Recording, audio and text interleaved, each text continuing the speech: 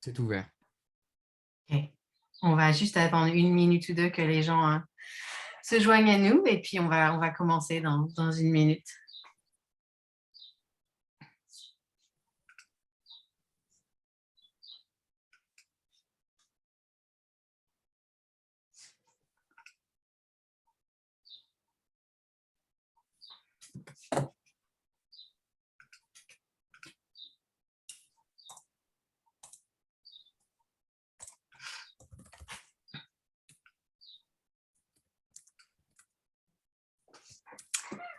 Ok, bah si tout le monde est prêt, on va démarrer. Donc, merci beaucoup de vous joindre à nous ce soir pour ce webinaire sur le droit des femmes et sur l'équité. On va évoquer pas mal de thèmes ce soir, mais je voulais d'abord commencer avec une petite introduction et quelques chiffres, et puis aussi rappeler le fait qu'on a quand même vécu un quinquennat assez intéressant ces 5 dernières années, puisque le mouvement MeToo a explosé en 2017, dans la première année du quinquennat d'Emmanuel Macron, et a eu quand même un vrai retentissement en France. Pourtant, quand on regarde les chiffres, en 2021, les écarts de salaire entre les hommes et les femmes en France non seulement persistent, mais se sont même creusés, puisque l'écart des salaires était de 16,5% en 2021 contre 15,5% en 2020. Et puis, la crise sanitaire a aussi aggravé ces inégalités, et notamment puisque les femmes ont été quand même en première ligne et les premières touchées par les impacts économiques de la crise du Covid. Et ça, en particulier parce qu'elles sont surreprésentées dans les métiers les plus précaires et puis les métiers du care aussi. Et puis, il y a 5 ans, on nous avait dit que l'égalité femmes-hommes, ça serait la grande cause du quinquennat. Et puis, on nous a redit cette année que ce serait la priorité du prochain quinquennat. Donc, on va voir. Mais en attendant, les chiffres de violence de genre sont malheureusement toujours vraiment dramatiques. Pour rappel, l'association Nous Toutes a dénombré 113 féminicides en France en 2021. C'est un chiffre qui est supérieur à celui de 2020. Ça veut dire qu'en France, une femme est morte sous les coups de son compagnon à peu près tous les 3 jours. Et la semaine dernière, le 11 mai, on en était déjà à 52 féminicides en France. Et puis, je voulais aussi parler de cette semaine. On a dû endurer les propos franchement insupportables de Stanislas Guerini sur le candidat LREM qui a été condamné pour violence conjugale et qui apparemment faisait quand même un bon candidat pour les législatives. Finalement, dans son rétropédalage, Stanislas Guerini nous a dit, et je le citerai ici, l'engagement total de la majorité présidentielle pour soutenir la libération de la parole des femmes. Donc, malgré cette volonté affichée, on n'a pas vu une vraie volonté politique ou des changements significatifs ces dernières années. Je le rappelle ici, Gérald Darmanin a été membre du gouvernement pendant 5 ans et il vient d'être reconduit aujourd'hui. Voilà, je laisse ça ici, vous en ferez ce que vous voulez.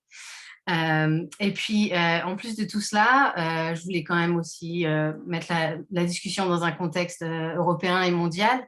On a quand même vu une menace importante planer sur le droit de l'avortement aux États-Unis ces dernières semaines. On a aussi vu des reculs dans l'Union européenne, en Pologne notamment. Et puis, chaque jour, on ressent quand même un peu ce retour de bâton après MeToo. Donc, ce tableau est plutôt sombre, mais il y a quand même de l'espoir, parce qu'il y a des pratiques vraiment intéressantes dans tous les pays d'Europe. Et puis surtout, l'espoir, il réside dans la future élection de nos candidates et nos candidats NUP, dont nos 3 candidates ce soir, qui vont pouvoir porter les combats sur l'égalité femmes-hommes à l'Assemblée nationale. Et donc, je suis vraiment ravie d'accueillir ce soir nos 3 intervenantes et intervenants, avec potentiellement une intervenante en plus qui nous rejoindra ce soir si elle arrive à attraper son train. Donc, on va parler un peu de l'Europe, et vous venez tous de toute l'Europe. Et on va entendre vos perspectives, vos propositions et puis j'espère apprendre un petit peu ce qui se fait de mieux dans vos pays et ce qui pourrait nous inspirer. Donc, je vais vous présenter. Et je vais commencer avec Charlotte. Tu es la candidate ELV-NUP pour la 3e circonscription des Français de l'étranger, donc en Europe du Nord, et tu es basée à Londres. Ensuite, on a Renaud, qui est candidat ELV et NUP pour la 5e circonscription des Français de l'étranger pour la péninsule ibérique. Tu es basé à Barcelone et tu es donc l'homme qui va battre Manuel Valls. Et puis, nous avons aussi Mathilde, qui est la suppléante d'Asma Ramaoui-Claquin, qui est candidate de l'Union populaire et NUP pour la 7e circonscription des Français de l'étranger, donc Europe centrale. Et toi, tu es basée à Vienne. Et puis, si Mélanie arrive à attraper son train, on sera rejoint un petit peu plus tard par Mélanie Vogel, qui est notre sénatrice ELV des Français de l'étranger. Et Mélanie, elle est basée à Bruxelles. Voilà, et puis moi, je m'appelle Cécile et je fais partie de l'équipe militante de Charlotte à Londres. Voilà. Et donc, on va commencer par une discussion sur quelques thèmes de ce webinaire. Et puis ensuite, on va prendre les questions du public. Donc, je vous encourage dès maintenant à poser vos questions via le petit Q&A en bas de votre écran. Et puis, on va essayer de répondre à toutes vos questions. Voilà pour l'introduction. J'ai essayé de faire court. Et pour commencer, je voulais commencer avec toi, Renaud, puisque on a appelé ce webinaire Droits des femmes et équité. Et je voulais te demander si tu peux peut-être commencer par expliquer quelle est la vision de NUP sur l'équité et comment tu définirais ça. Oui, voilà, c'est vrai que c'est une question assez débattue, l'égalité homme-femme, et ça passe par des mesures d'équité. Alors souvent, on dit, voilà, on va discriminer les gens, etc., c'est injuste, hein, on entend ça souvent.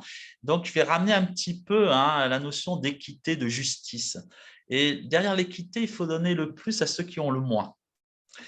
Et aussi, l'équité, normalement, c'est des mesures provisoires et on doit en mettre en place pour parvenir à l'égalité homme-femme. Et normalement, une fois que l'égalité réelle, qu'on parvienne à cette égalité réelle, les mesures de discrimination positive n'ont plus de sens. Mais pour vraiment arriver à une réelle égalité, il faut passer par des mesures d'équité, en droit, etc. Ça peut être en moyens, etc. Et ça, il faut bien faire comprendre aux gens. Ce n'est pas une injustice, les mesures mises en place pour l'équité, mais au contraire, c'est pour arriver à davantage d'égalité. Parce qu'il y a des situations réelles, inégales dans la société, en particulier entre les hommes et les femmes. Et pour parvenir à cette égalité homme-femme, donc cette équité, cette justice, il faut mettre en place des mesures juridiques, sociales, économiques pour parvenir à cette égalité. Et parce que souvent, on entend les politiques, beaucoup d'hommes aussi, voire même de femmes, même qui disent non, là ça va, il n'y a rien à faire, ça va venir, les choses changent, etc. Et quand on voit dans la réalité, les choses ne changent pas si rapidement. Donc là, il y a un effort à faire, un effort pédagogique à faire sur cette notion d'équité, de justice, et qu'on défend à travers notre union, mais aussi Europe Écologie Les Verts sont vraiment à la pointe de ces notions. Et il faut les faire passer, mieux les faire comprendre et montrer que ça marche. On prend la parité, la loi de la parité en politique de 2002, je veux dire, surtout dans les systèmes proportionnels, on arrive à une parité déjà en politique. Et maintenant, personne ne remet en cause cette parité. Voilà, c'est un exemple, mais je peux en donner d'autres. Et aussi pour la violence de genre, c'est important d'avoir un traitement inégal mais juste entre les hommes et les femmes pour parvenir à cette égalité de droit. Voilà. Merci beaucoup, c'est très clair et ça met bien les bases de la discussion. Et je voulais commencer par parler des inégalités dans le monde du travail. J'ai rappelé les chiffres des inégalités salariales notamment. Et Charlotte, je voulais te demander, commencer avec toi, et pour te demander si dans ta circonscription d'Europe du Nord, est-ce qu'il y a des exemples dont on pourrait s'inspirer justement pour réduire ces inégalités?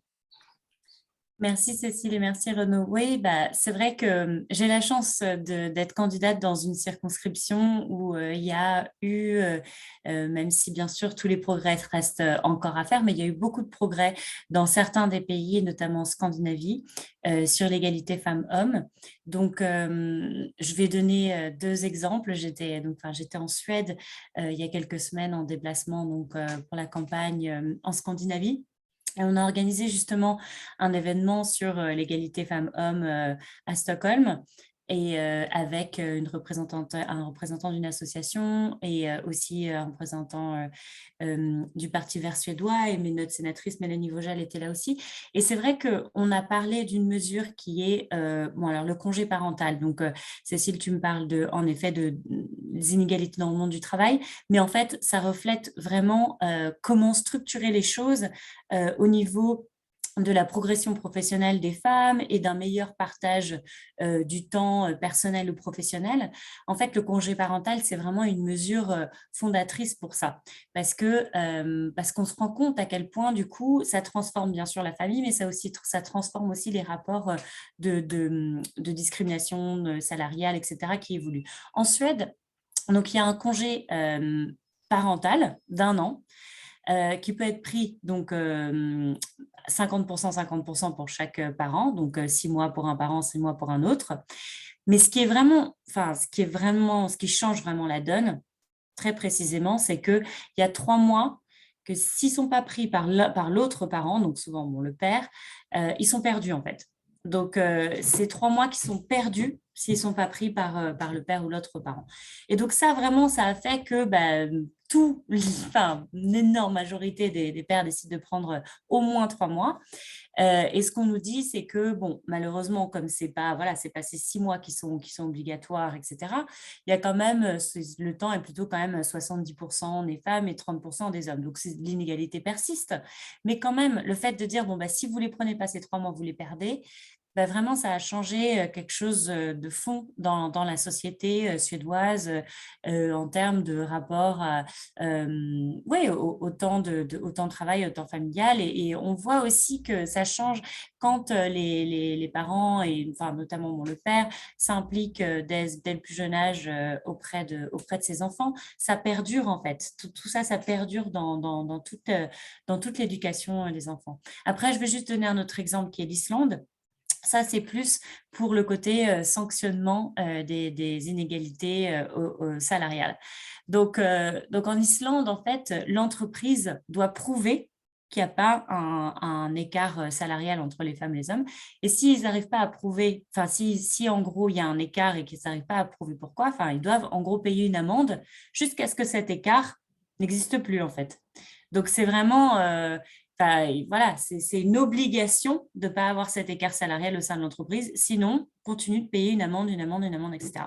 Et ça faisait partie notamment du programme de LV pour les présidentielles, mais je pense que c'est aussi quelque chose dont on pourrait s'inspirer et à mon avis qui est fondamental aussi dans notre programme NUPS pour essayer de vraiment inciter les entreprises à justifier de ces discriminations quand elles existent et les contrer avec des mesures très pratiques et très tangibles. Merci Charlotte, c'est hyper intéressant et notamment oui c'est vrai qu'en France on peut maintenant reporter sur les écarts de salaire dans les entreprises, mais c'est pas suivi de sanctions s'il y a des chiffres de différence. Donc c'est vraiment intéressant d'entendre ces exemples-là. Et tu parlais du congé de paternité et Renaud aussi, je crois qu'en Espagne il y a eu des changements là-dessus. Notamment, je crois qu'il a été allongé à 16 semaines avec cette vraie volonté d'aligner justement le congé de paternité et le congé de maternité. En France, on en est encore à 25 jours, on est encore assez loin du compte. Est-ce que tu peux nous parler un peu de l'exemple en Espagne aussi ? Oui, en Espagne, c'est vrai que au niveau du congé paternité, ça a été avancé à 16 semaines. Les hommes commencent à le prendre, mais c'est toujours un petit peu délicat. Et c'est bien le problème, on revient sur la répartition des tâches domestiques. Parce que si ce n'est pas pris à la racine, après, le problème, c'est qu'on a une exploitation des femmes par les femmes. C'est-à-dire que les femmes bourgeoises qui ont les moyens vont externaliser un certain nombre de tâches ménagères à d'autres femmes, en particulier des femmes venues de l'immigration, etc., des jeunes en précarité. Donc, toute la base, c'est ça, et c'est pour ça d'où l'importance de ces congés, et que le fait que l'homme s'habitue très tôt à s'occuper des enfants, ça va venir tout de suite, et pour éviter ces comportements d'externalisation, surtout par les femmes qui ont les moyens, on voit ça en Espagne et en France, pour après, elles exploitent, parce que là, il y a un écart des salaires énorme entre la femme cadre et la femme qui travaille dans le quotidien, dans le soin, etc. Et ça, c'est en vrai, les écarts, c'est ça le paradoxe, c'est que les écarts sont beaucoup plus importants entre femmes elles-mêmes qu'entre hommes, et entre hommes et femmes. Et donc, si on ne change pas les choses à la racine, et si on donne pas, on n'amplifie pas les congés paternité, maternité, pour que vraiment l'homme puisse faire les tâches, s'habitue, et qu'il y ait une routine des tâches, etc., et non pas une répartition inégale des tâches, les congés ne serviraient à rien. Donc, c'est pour ça qu'il faut les donner très tôt, qu'ils soient longs, et aussi inciter aux hommes de les prendre, parce que beaucoup d'hommes voilà, disent non, j'en ai pas besoin, ma femme va le faire, elle va être aidée voilà, par la belle-mère. Voilà. Il faut donc changer, il y a aussi un grand changement de mentalité. Et donc, c'est vrai que dans les pays, en France, en Espagne, dans les pays du Sud, il y a des avancées énormes. C'est vrai que là, le cas de l'Espagne est un bon exemple, mais il faut aussi changer à la base la répartition, on va dire, des tâches, et que ce soit vraiment une répartition égalitaire. Merci Renaud, c'est vraiment super intéressant de voir à quel point un congé en fait peut avoir un impact sur beaucoup plus que ce que juste le monde du travail, mais sur la vie des femmes plus généralement. Et donc, bon, j'en ai parlé au début, les violences de genre malheureusement sont ont encore des chiffres vraiment dramatiques en France, et je voulais continuer avec toi, Renaud, parce qu'on parle aussi beaucoup du modèle espagnol de lutte contre les violences conjugales, qui a une des lois les plus protectrices au monde, et puis aussi des vrais budgets conséquents pour ces questions-là, et qui montrent leur efficacité. Et donc, on a des gens qui nous rejoignent de toute l'Europe ce soir. Donc, je voulais savoir si tu pouvais peut-être nous en parler un petit peu plus, Renaud, de cette vraie volonté politique qui a été mise en place, notamment en Espagne. Oui, alors cette volonté politique remonte à loin, et encore est liée à la parité en politique. C'est parce que très tôt, en vrai, au Parlement espagnol, il y avait au moins 40% de femmes députées. Donc là, l'importance de ces lois sur la parité en politique, et aussi du système proportionnel. Vous savez qu'en France, on a un système qui fait, et on le connaît pour les législatives, donc uninominale à 2 tours. Et donc là, on va encore avoir sans doute une assemblée très, très masculine. Donc, grâce à cette loi sur la parité en politique, qui a permis l'entrée massive des femmes dans la vie politique en Espagne, dès 2004, déjà une première loi très, très moderne a pour but de lutter contre la violence de genre, avec des tribunaux spéciaux, des procureurs qui s'occupent seulement donc des affaires de violence domestique, une protection des femmes immédiate, etc. Et ça fait quand même, ça a eu ses conséquences. Il y avait à peu près en Espagne, je pense en 2004, il y avait à peu près 80 meurtres de violences conjugales, et maintenant il y a autour de 50, 55. Et très tôt, ça fait pratiquement 20 ans, chaque fois qu'il y avait un meurtre, c'était médiatisé à la télé, quelles que soient les chaînes, quels que soient les bords politiques. Et ça, il y a eu quand même, les médias étaient derrière. Et en France, moi, quand j'allais en France, on parlait de crimes passionnels, et en Espagne, on parlait de violence domestique. Voilà, on hallucinait. Je veux dire, la France a pris 20 ans de retard. Donc après, il y a eu encore une réforme, je ne vais pas être très long, de septembre 2018, renforçant encore cette lutte contre la violence. Donc le concept de violence machiste est étendu au type d'agression selon la Convention d'Istanbul. Voilà. Donc on renforce cette loi pour protéger les femmes de cette violence domestique. Juridiquement, c'est pour ça, là tout à l'heure, je parlais de l'équité et de donner plus aux femmes. Donc juridiquement, la femme est davantage protégée. hein, parce qu'on considère qu'elle est et à raison dans une situation très souvent de faiblesse. Et l'homme, très vite, hein, doit quitter, l'homme violent, quitter le domicile conjugal. Il y a une protection pour les enfants, etc. Donc, il y a tout un arsenal juridique avec des moyens, avec un ministère, hein, pour combattre cette violence. C'est vraiment un combat de l'ensemble. Même petit à petit, une partie de la droite s'est dit, bon, voilà, ils l'ont accepté. Maintenant, le gros problème, c'est qu'il y a un retour d'extrême droite qui remet en cause ces lois, en particulier de Vox, etc., qui est, on va dire, un parti néo-franquiste et qui joue là-dessus, hein, sur dire que l'homme est brimé, etc. Et donc, ils sont incapables d'avoir une vision sociologique de la société. Hein, donc là, moi, je reste très attaché, donc, naturellement, à l'Espagne, à ces lois, et la France devrait s'inspirer. Et je crois que notre sénatrice, donc Mélanie, a eu la chance, hein, lors de sa dernière visite à Madrid, de rencontrer déjà la ministre en charge, hein, des droits de la femme, mais aussi d'assister à une séance, il me semble, hein, une séance, un jugement, hein, spécial, hein, pour la violence domestique. Voilà. Hein, je pense que c'est important. Donc, c'est ça souvent, et l'Espagne n'est pas une exception, mais souvent on a cette image des pays du Sud, hein, en retard, mais au contraire, l'Espagne était très en avance. Et c'est vrai que c'est une société beaucoup moins heurtée, hein, et pratiquement l'ensemble de la société a totalement admis. Et donc, il y a eu aussi la loi pour le mariage pour tous dès 2005, etc. Donc, on voit, hein, en moyenne, il y a 20 ans d'avance de la France, de l'Espagne sur la France, ce qui est inquiétant pour la situation française. Et c'est pour ça que je pense qu'il faut avoir le plus possible de députés NUPES pour changer, hein, tout ça et changer cette donne, parce qu'on a l'impression en France, il y a un discours après, et c'est bien ça le macronisme, il y a un discours et après la réalité est très, très différente. Merci. Et justement, tu parles là, ici du discours qui n'est pas forcément suivi d'action. Ce qui est intéressant avec le modèle espagnol, c'est aussi le budget alloué à cette cause et vraiment une vraie importance de moyens. Je ne sais pas si toi ou Charlotte ou Mathilde veulent en parler, mais à quel point c'est important aussi d'avoir vraiment des moyens derrière cette volonté politique. Ouais, moi, je veux bien. Ouais, moi, je suis très. Ouais, c'est vraiment super que tu donnes cet exemple, Renaud, parce que je pense que justement, l'Espagne a mis les moyens et a mis des moyens financiers. Enfin, je crois que c'est 850 millions, enfin vraiment substantiel.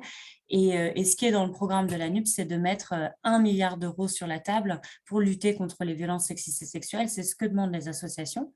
Et alors, pourquoi est-ce que les associations demandent ça? C'est pour aussi tout ce travail plein de choses, de formation qui accompagnent les policiers, le système judiciaire. Renaud en parlait du fait qu'il y a eu beaucoup de changements à ce niveau-là auxquels Mélanie a pu assister quand elle était en Espagne. Mais il faut pouvoir former les policiers à mieux recevoir les plaintes parce qu'on se rend compte qu'il y en a énormément, 95% des plaintes pour violences sexistes et sexuelles qui sont en gros classées sans suite. Il faut aussi de l'argent pour pouvoir accueillir les femmes, leur donner des opportunités pour être relogées si elles sont victimes de violences conjugales. Donc voilà, il faut aussi pouvoir avoir des procédures d'éloignement, il faut faire tout ce suivi. Donc tout ça, ça demande des moyens. Et donc c'est vraiment pour ça qu'on veut qu'il y ait 1 milliard d'euros qui y soit dédié. Et l'Espagne a eu la volonté politique de mettre les moyens. Donc ça, c'est vraiment essentiel et on peut pas changer les choses de façon systémique de grande ampleur comme ça sans y mettre les moyens. Mais on a notre guest surprise, Mélanie Vogel, qui vient d'arriver. Merci Charlotte et bienvenue Mélanie, merci de nous rejoindre ce soir. On était justement en train de parler du modèle espagnol et Renaud a mentionné que tu avais rencontré la secrétaire d'État à l'égalité en Espagne et je voulais savoir qu'est-ce que tu avais retenu de cette rencontre avec elle. Ok. Bon, déjà, salut tout le monde. Désolée pour le retard, problème de train. Donc, en effet, bon, déjà, juste peut-être dire un mot qui je suis. Enfin, je ne sais pas si tout le monde me connaît. Donc, je suis Mélanie Vogel, je suis sénatrice des Françaises et des Français de l'étranger. Et je travaille beaucoup sur les questions liées aux droits des femmes et les sujets féministes en général. Et effectivement, dans le cadre de d'un des déplacements, et c'est quelque chose que j'essaye généralement de faire à chaque fois que je me déplace à l'étranger pour aller voir les Françaises et les Français qui y vivent.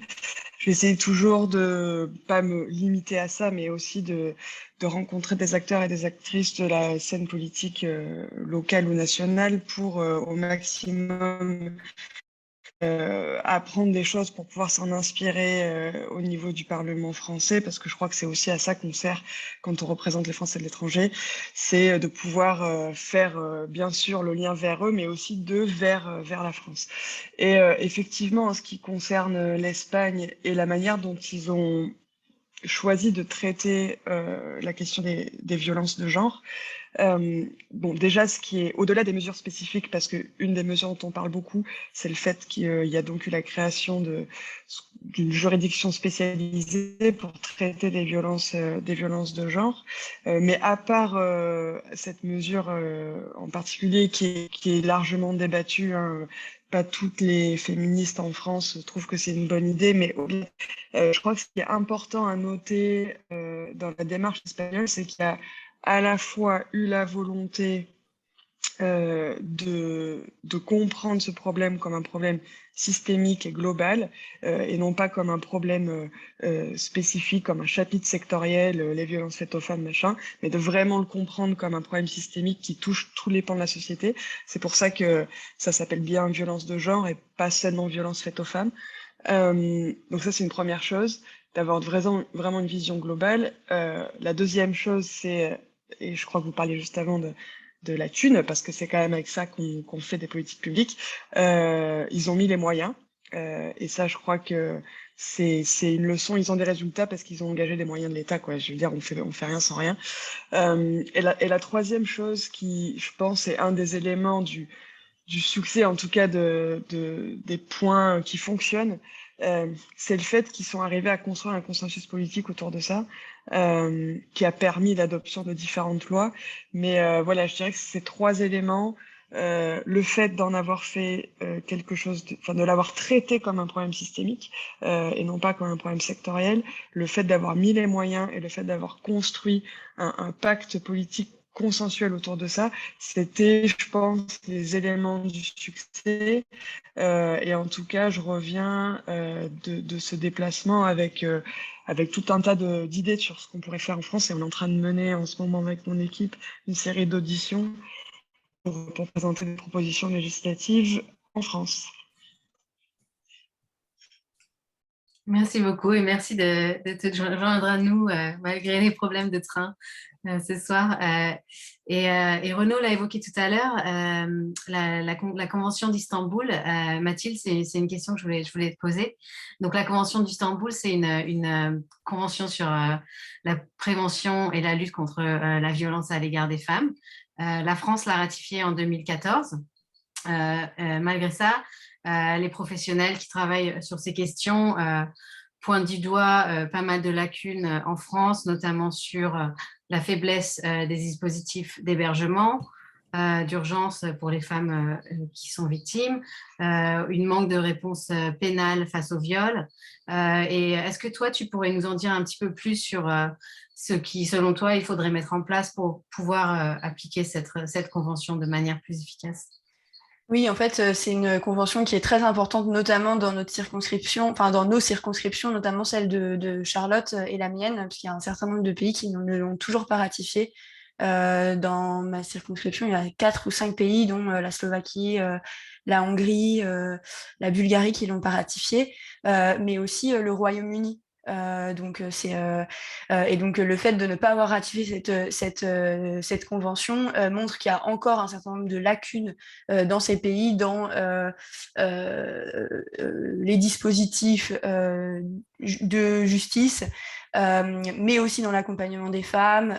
Et pour toutes les femmes françaises qui sont résidentes dans ces pays, c'est aussi une difficulté qu'on nous fait remonter et que les ambassades nous font remonter, c'est qu'elles n'ont pas accès forcément à des dispositifs d'aide aux victimes à la hauteur. Et donc, c'est important qu'au sein des ambassades, on puisse avoir des personnes contacts. Je sais que dans toutes les circonscriptions, on a un peu ce type de mesure d'avoir des personnes contacts ou des commissions qui puissent être point de contact quand des personnes vulnérables, notamment des femmes, les contactent. Merci. Mélanie, tu voulais dire quelque chose? Ouais, en fait, non, est-ce que je peux me permettre? Bien sûr. Juste d'ajouter un petit point sur la Convention d'Istanbul, parce qu'il y a un point où vraiment la France, c'est même pas n'applique pas assez bien, etc., mais est en violation complète de ce traité, qui est effectivement un traité extrêmement important, c'est la définition pénale du viol. La Convention d'Istanbul, c'est le texte en droit international qui impose aux États signataires de criminaliser les rapports sexuels non consentis, et que ce soit ça la base de la définition du viol ou de l'agression sexuelle ou du harcèlement, l'absence de consentement.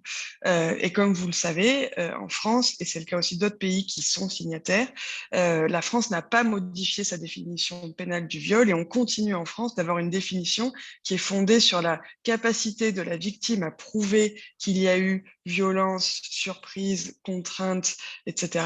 Et donc, il y a en fait en France, dans la définition, dans le code pénal, au fond, une présomption de consentement. C'est-à-dire que si on n'est pas en mesure de prouver qu'on a résisté, qu'on était drogué, etc., eh bien, il y a même des procès où il est clair que la victime a dit non, mais comme il n'y a pas de violence, etc., eh bien, ce n'est pas qualifié pénalement comme du viol. Et ça, c'est vraiment, c'est une violation manifeste du droit international. Et ça fait partie, c'est pas la seule réponse, évidemment, mais ça fait partie des éléments importants de modification légale qu'on doit introduire, de considérer une bonne fois pour toutes qu'un rapport sexuel non consenti est un viol.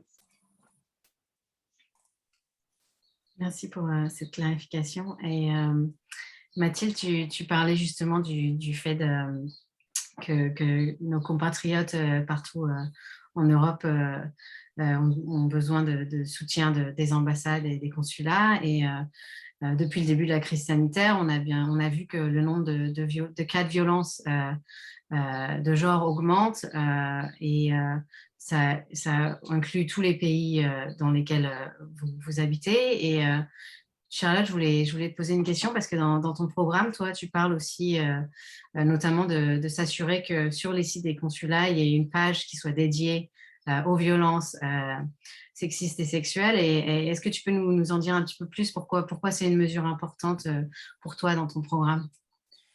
Oui, bien sûr. Ben, c'est vrai que je pense que ça, c'est quelque chose qui me tient à cœur, c'est que les sites du consulat, parfois, peut-être particulièrement pour des Français ou des Françaises qui seraient arrivés en France, qui seraient arrivés dans différents pays de la circonscription depuis un peu moins de temps, qui auraient peut-être pas forcément une très bonne maîtrise de la langue du pays où ils sont arrivés, par exemple.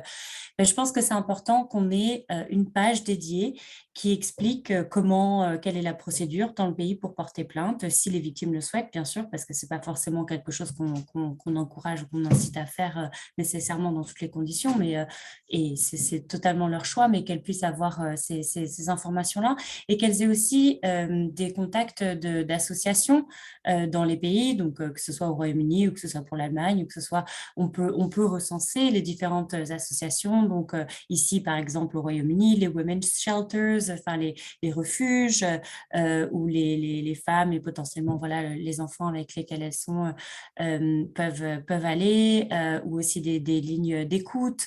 Et donc, je pense que ce serait important qu'il y ait ces informations-là.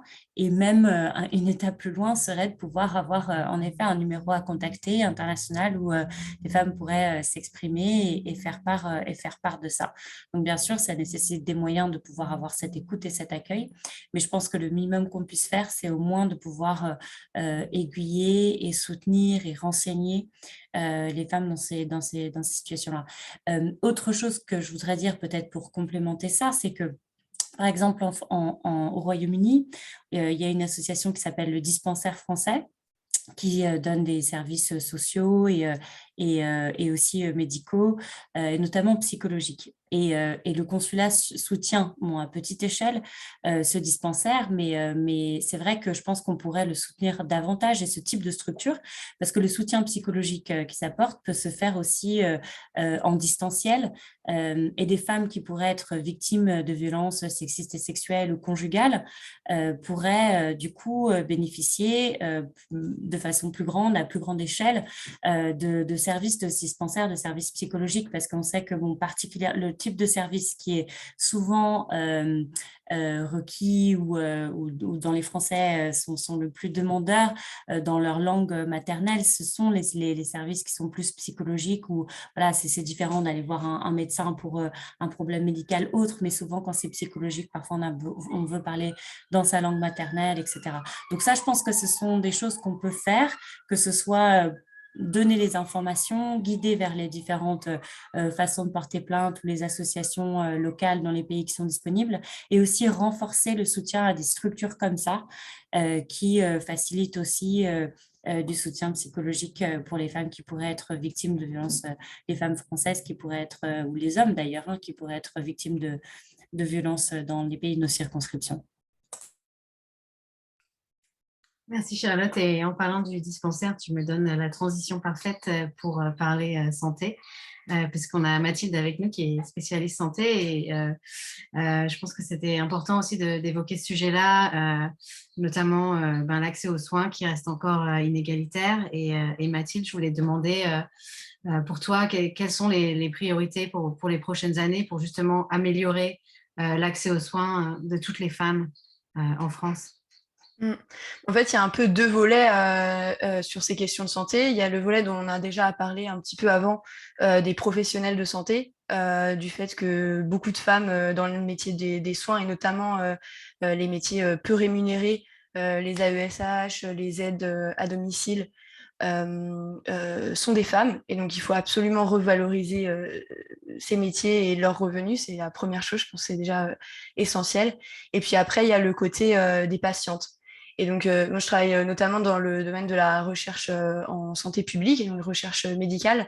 Et donc, en fait, il y a déjà, rien que dans la recherche médicale, des inégalités et des biais dans la recherche. Donc, avec des cohortes notamment qui incluent plus d'hommes. Et donc, au final, les traitements auxquels les femmes ont accès de base sont déjà moins bien adaptés à elles. Donc, il y a vraiment un accent à mettre déjà dans la recherche médicale sur la recherche pour les traitements pour les femmes, avec une spécialisation voilà, sur ces aspects. Et puis après, même dans le traitement, on se rend compte qu'il y a souvent une sous-évaluation, que ce soit par exemple à l'arrivée aux urgences ou lorsqu'on est entendu par son médecin, de la douleur et des maladies des femmes. Donc il faut vraiment travailler là-dessus pour que les femmes et leur traitement soient mieux pris en charge dès le début.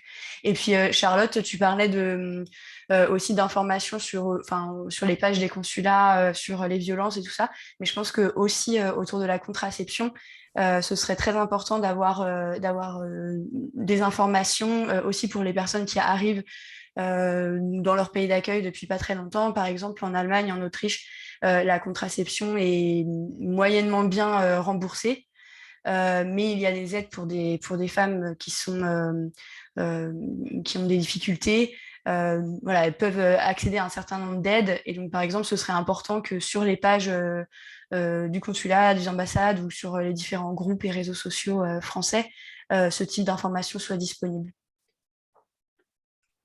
Merci beaucoup Mathilde. Et Charlotte, tu voulais ajouter quelque chose sur la santé aussi? Oui, je voulais juste ajouter, Mathilde, par rapport à ce que tu dis sur le fait que la douleur est moins prise en compte, etc. Et c'est vrai qu'en Angleterre, il y a des statistiques ethniques qui montrent que les femmes noires ont 4 à 5 fois plus de risques de mourir pendant l'accouchement que les femmes blanches. Et ça, c'est inacceptable, évidemment, et on le sait grâce au fait qu'on compte. Alors après, le fait de compter, ça ne nous permet pas que ça change. Et d'ailleurs, c'est toujours le cas depuis plusieurs années. Mais au moins, ça permet de visibiliser le problème. Ça permet de pouvoir dire au ministère de la Santé, regardez ce qui se passe. On croit moins les femmes noires quand elles disent qu'elles ont mal. Il y a des problèmes systémiques qui sont liés à ça. Et donc, je pense que ces problèmes-là, ils existent en France. C'est juste qu'on ne les nomme pas. Et je pense que ça aussi, il faut que ça change. Et Mélanie parlait du fait d'infuser ce qui se passe dans des pays de nos circonscriptions en France. Et je pense que c'est le genre de choses qu'on peut essayer de porter et de dire, pour visibiliser les problèmes, il faut pouvoir compter, il faut pouvoir nommer. Ça fait partie des choses qu'il faut faire. Merci Charlotte. Et une autre étude qui a été sortie aussi en Angleterre, c'était au début du Covid, et ce dont tu parlais Mathilde aussi, sur le fait que c'était essentiellement des médecins et des infirmières racisées qui sont morts les premiers du Covid dans les services en Angleterre. Et c'est vrai que ça a permis de faire une vraie prise de conscience et justement de protéger plus ces employés-là pour le reste de la crise du Covid. Et c'est vrai que c'est une conversation qui est difficilement possible en France, malheureusement. Pour parler de choses un petit peu plus légères, je voulais parler un peu de politique. Aujourd'hui, on a eu l'annonce du nouveau gouvernement. Et Charlotte, cette semaine, tu avais tweeté une femme première ministre, oui, mais pas de droite.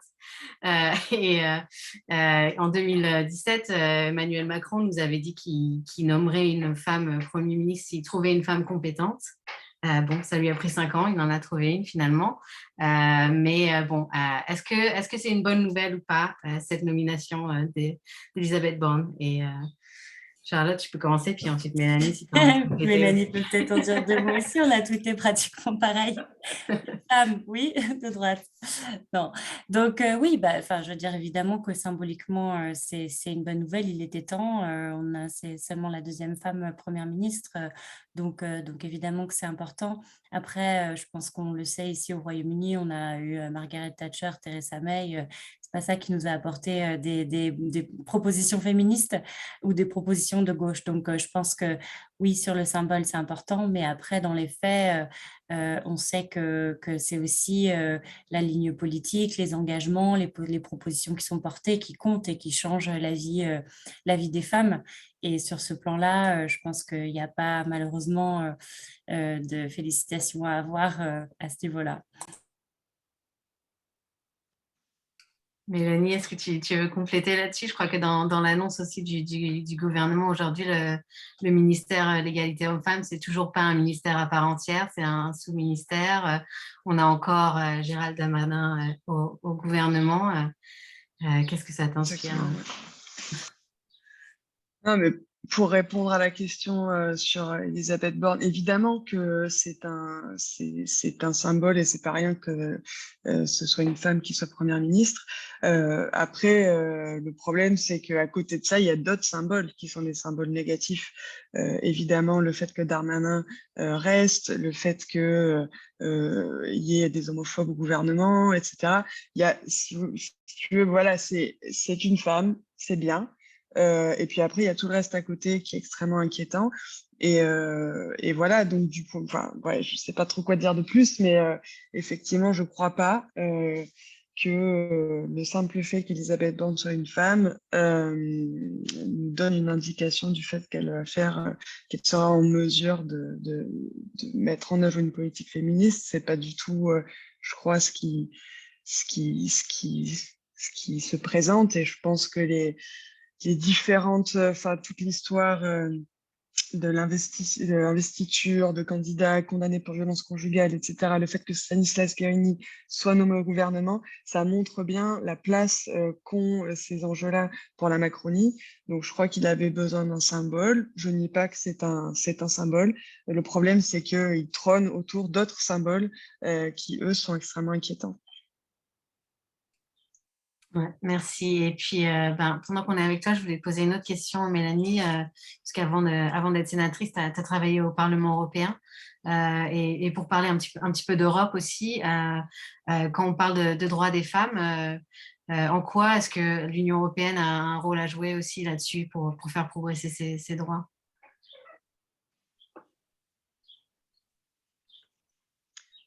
Alors, de façon générale, l'Europe a un rôle à jouer pour faire progresser tous les droits, s'il y a une majorité politique en Europe qui veut faire ça.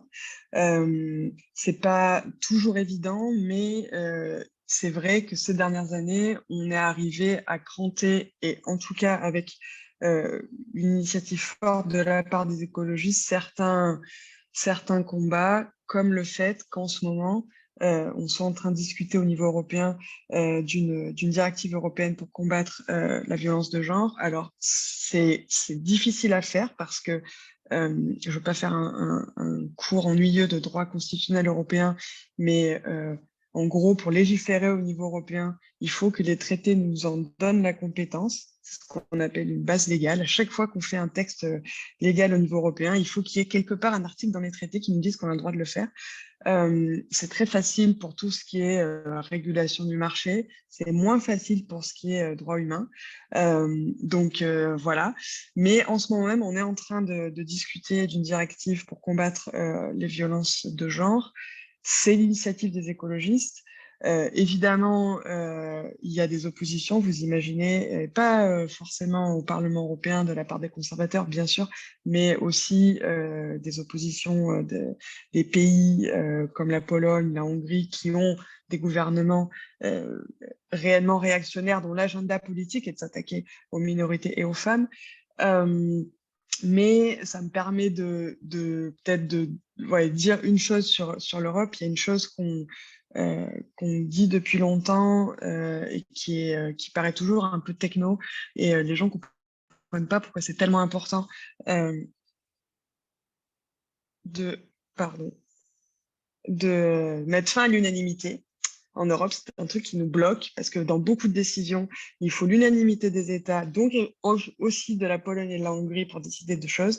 Et ce qui a trait à la lutte contre la discrimination, par exemple, est un champ de compétences qui, dans ce cas-là, demande l'unanimité au Conseil. Depuis 2008, il y a une directive européenne qui est une directive horizontale pour lutter contre toutes les discriminations, qui est bloquée dans les tiroirs du Conseil parce que certains États ne veulent pas faire avancer ce dossier-là. Et donc, juste un petit rappel pour dire que l'Europe peut faire beaucoup de choses. Il y a des majorités politiques en Europe qui sont parfois plus progressistes, notamment au niveau du Parlement européen. Et on est souvent bloqué par des États qui soit ont des gouvernements conservateurs réactionnaires, soit juste n'ont pas trop envie qu'il y ait des politiques publiques fortes au niveau européen. Je pense aux pays scandinaves qui ont des législations qui sont très bien, mais qui souvent n'ont pas envie de faire progresser ces droits-là au niveau européen parce qu'ils ont peur que ça les fasse baisser. Voilà, mais donc, on peut faire beaucoup, il faut arrêter avec l'unanimité. Merci pour ce cours sur l'Europe qui est très, très instructif. Donc, on avait promis de prendre les questions du public, donc je vais commencer à les poser. Alors, la première question, c'est une question de David qui nous demande que pensez-vous des récents mouvements pour le droit à l'avortement en Amérique latine, ainsi que la situation actuelle aux États-Unis en ce qui concerne l'avortement? Alors, je ne sais pas qui a envie de répondre là-dessus.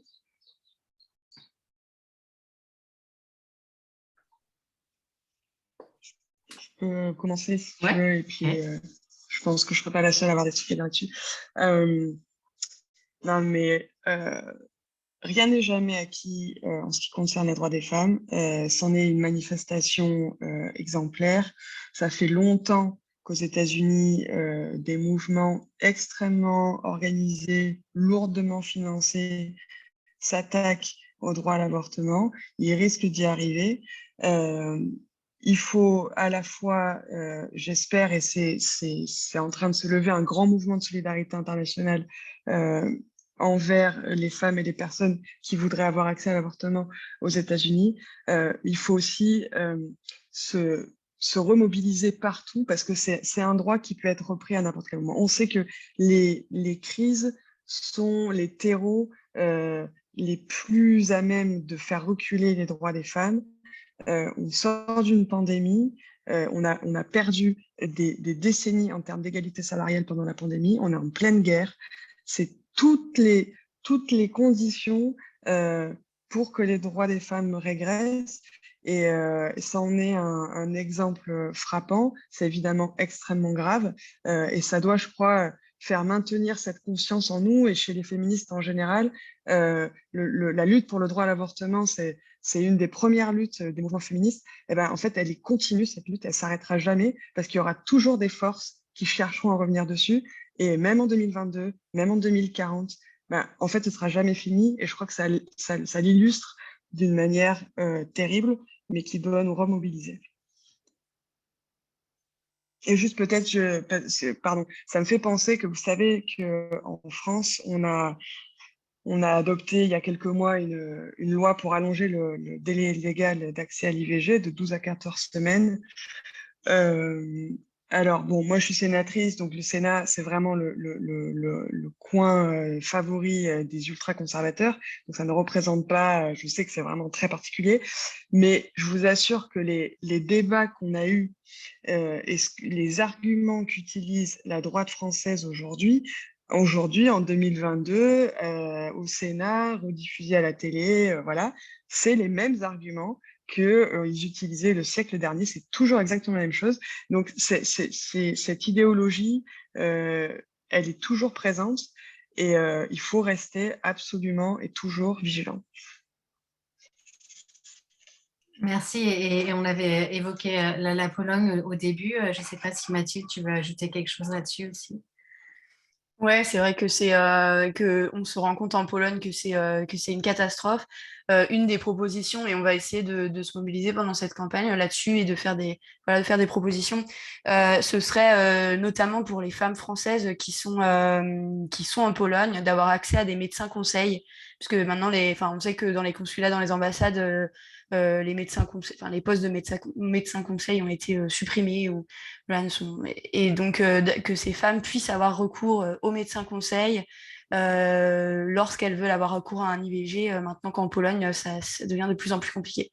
Mais aussi en Hongrie, où c'est aussi de plus en plus compliqué. Donc, Mélanie, si tu veux réagir. Ouais, non, mais parce que ça, pardon, je veux pas du tout monopoliser la parole, mais c'est juste qu'effectivement, vous savez je travaille en ce moment à proposer une loi pour améliorer l'accès à l'IVG à l'étranger, enfin, pour que la France participe à améliorer l'accès à l'IVG à l'étranger, à la fois pour les Françaises qui vivent dans des pays où c'est illégal, ou bien légal, mais très difficilement accessible, mais aussi pour les personnes qui ne sont pas françaises, mais qui pourraient avoir notamment soit via l'envoi de pilules abortives, soit par l'obtention de visas temporaires pour soins, parce que vous savez qu'on peut obtenir des visas pour venir se faire soigner quand on a une maladie X ou Y et que les traitements n'existent pas dans le pays dans lequel on vit. On peut avoir des visas temporaires pour venir en France se faire soigner. Je considère que l'avortement, c'est un soin qui parfois n'est pas accessible dans le pays dans lequel on vit et qu'au même titre, la France devrait pouvoir accorder des visas aux personnes qui ont besoin d'avorter à l'étranger. Mais là-dessus, juste parce qu'on est filmé, etc., il y a des organisations qui font un travail formidable, qui font des téléconsultations et qui envoient des pilules abortives aux femmes qui en ont besoin, qui vivent dans des pays où c'est pas possible d'avoir accès à l'avortement légalement. Et qui parfois, quand c'est nécessaire, financent le trajet pour venir avorter dans des pays où c'est possible. Et je pense qu'il faut financer ces associations parce qu'elles font un travail formidable et elles donnent accès à ce qui est un droit fondamental à des personnes qui n'ont pas accès là où elles vivent. Merci. Et on va suivre l'évolution de cette proposition de loi, du coup. Alors, la prochaine question est complètement différente. C'est une question de Jeff qui parle dans le cadre de la lutte contre le changement climatique. Il va falloir encourager différents modes de transport, notamment comme le vélo. Il parle du fait que beaucoup de femmes et de gens ont en fait assez peur de prendre du vélo. Je sais pas, en Angleterre, il y a eu pas mal d'études là-dessus pendant la crise sur le fait que les gens avaient peur de faire du vélo à Londres, par exemple, puisque c'est quand même des routes très dangereuses. Donc, qu'est-ce qu'on peut faire pour améliorer la situation des transports en commun et puis du vélo dans les villes pour que toutes les femmes, tous les citoyens puissent les utiliser plus régulièrement. Oui, je peux peut-être dire un mot là-dessus. Je pense que c'est essentiel et il y a d'ailleurs pas mal de clubs de vélo pour femmes qui se sont développés. Il y en a eu à Paris qui ont été un peu moqués, parodiés, etc. Mais je veux dire, c'est indispensable en fait de pouvoir parfois même avoir ces espaces un peu en non-mixité où les femmes peuvent faire du vélo et se sentir en confiance. Donc, je pense que c'est vraiment important de soutenir ce genre de structure et qu'elles se développent. Après, je voudrais dire que je pense qu'il y a aussi peut-être plus largement un problème d'urbanisme et de la façon dont les villes sont pensées, qui ne sont pas pensées du point de vue des femmes très souvent. Et ça, il y a pas mal d'études qui en parlent, bon, que ce soit la taille des trottoirs, ce genre de choses, plein de choses qui font, ou par exemple des tunnels souterrains sous des routes qui donnent un sentiment d'insécurité aux femmes quand elles doivent passer dessous, etc. Et je pense que ça montre à quel point, en fait, il faut aussi qu'on repense l'urbanisme, la façon dont les villes sont agencées pour qu'elles soient plus accueillantes pour tous et toutes, et notamment pour les femmes. Et donc, voilà, que je pense que déjà aussi favoriser les pistes cyclables, ça sécurise les vélos, ça sécurise pour tout le monde, et favoriser des associations comme ça qui donnent confiance aux femmes pour le prendre, etc. Mais je pense qu'il y a aussi le problème plus large de penser les villes et l'urbanisme aussi d'un point de vue pour tous, en fait. Et je pense que pour ça, il faut qu'il y ait des personnes concernées qui soient là dans la conceptualisation des plans de ces villes, etc.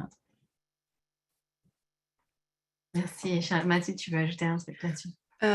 Oui, en fait, ce qui est aussi super intéressant, je trouve, c'est qu'il y a, comme tu disais, Charlotte, il y a un certain nombre d'études qui montrent que, par exemple, les femmes n'ont pas les mêmes modes de transport, enfin, les types de transport et les temps de transport ne sont pas les mêmes, avec beaucoup plus de stops entre le trajet typique maison-travail.